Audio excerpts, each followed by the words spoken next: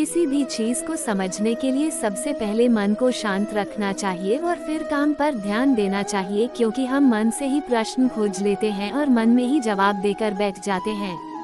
भगवान कृष्ण ने मन को शांत रखने के लिए दो चीजें बताई हैं। भगवद गीता में भगवान श्री कृष्ण कहते हैं, मन का बेचैन होना उसका स्वभाव है।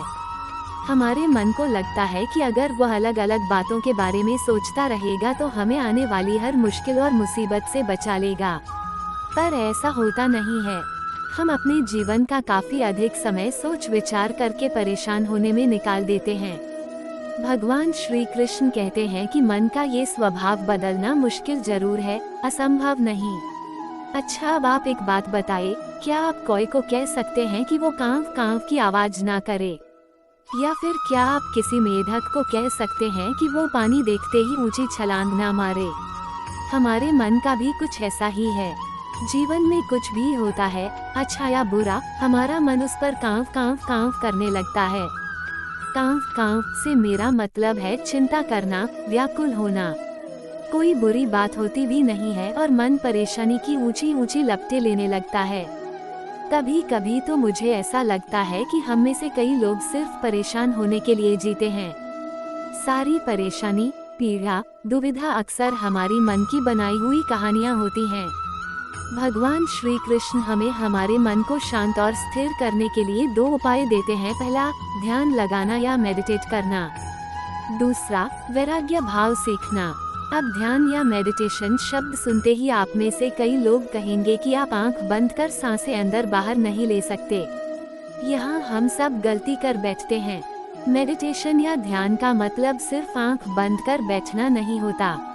मेडिटेशन का मतलब होता है अपना पूरा ध्यान किसी चीज पर लगाना और उसे हटने नहीं देना। अगर आप रोटी बना रहे हैं तो सिर्फ उस बात पर ध्यान दीजिए। अगर आप पिक्चर देख रहे हैं तो अपना पूरा ध्यान पिक्चर पर लगाएं। यह मत सोचिए कि पिक्चर देखकर आप अपना कितना वक्त बर्बाद कर रहे हैं। जब आप जीवन के हर छोटे बड़े काम को पूरे ध्यान से करते हैं तो आपका जीवन ही एक मेडिटेशन बन जाता है। ऐसे जीवन में शांति, स्थिरता, साहस और सफलता का होना अनिवार्य है।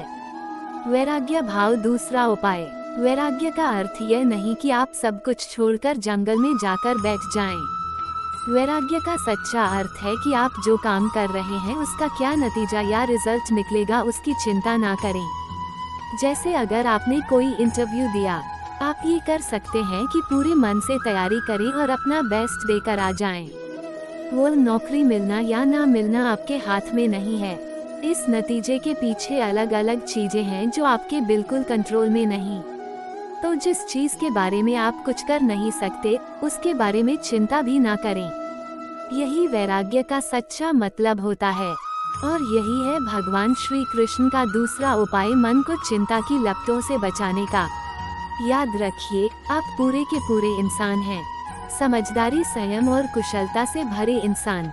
आपका मन जब भी कोई की तरह अलग अलग बातों पर आपको परेशान करने लगे, तब अपने मन को भी प्यार से समझाए और शांत कर लीजिए। बस अपने ऊपर विश्वास रखिए कि आप कभी अपना बुरा नहीं होने देंगे।